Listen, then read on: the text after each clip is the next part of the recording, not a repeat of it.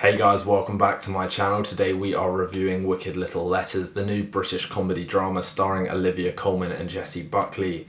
A film which follows the conflict of two women after one of them starts receiving these offensive and profane letters in the post and suspects the other of sending them.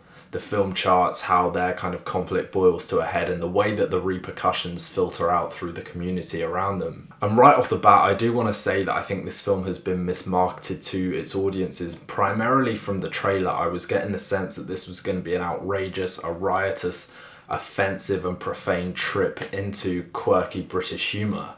And we only get a little bit of that in this film. I think for the most part this film is very much rooted in drama and a little bit of social commentary as well, and the comedy is there to elevate those two aspects rather than take over the tone itself. So that did surprise me and that did take me out of the film slightly. I thought it was going to be much funnier than it was. Not to say that it doesn't get a few laughs, some of the insults are quite creative. Jessie Buckley and Olivia Colman are really able to elevate quite static material sometimes, but this film is not an outright comedy, which I think the trailer misleads you into thinking it is. I think ultimately that is this film's problem, is that it's trying to do too many things and it does all of them okay, but none of them really well. As I said, there's elements of the dramatic, elements of the comedic, elements of social commentary. There's also elements of a whodunit mystery occurring in the background. So you've got all these overlapping genres and tones which could amalgamate into a really kind of quirky, eccentric piece of British filmmaking.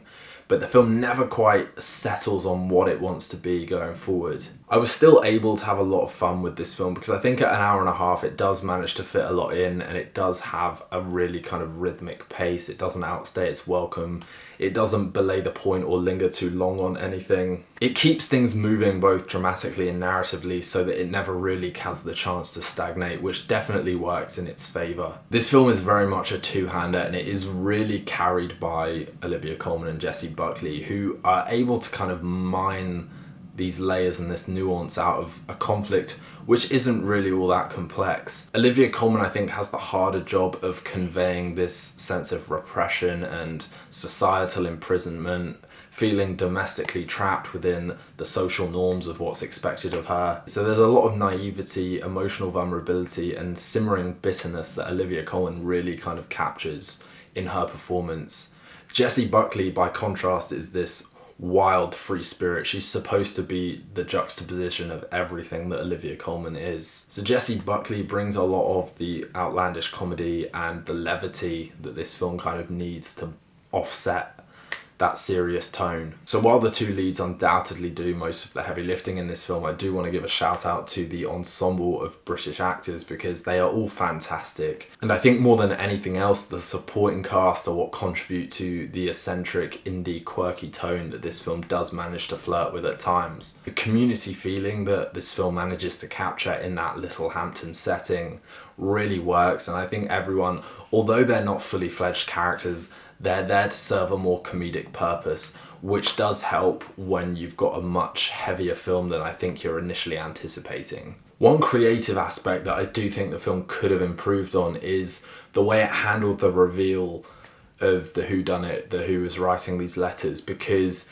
the film doesn't seem really concerned with exploiting that mystery element. It's a rather abrupt and anticlimactic cut to the character who's been writing and sending these letters, rather than drip feeding the clues into the narrative for you as the viewer to piece that together. You feel robbed of that narrative satisfaction, and the fact that it comes quite prematurely in the film as well, because it's more concerned as a narrative with dealing of the repercussions and the fallout. I think that robs the film of a sense of fun. Instead, what it wants to be and what it eventually becomes is a film that wants to have something to say, and it does say it, and it does say it very well. However, I do think it then robs itself of its attempt to be independent and its attempt to be unique and distinct in its style and tone because of that preference. So ultimately, guys, I would say Wicked Little Letters is worth a watch.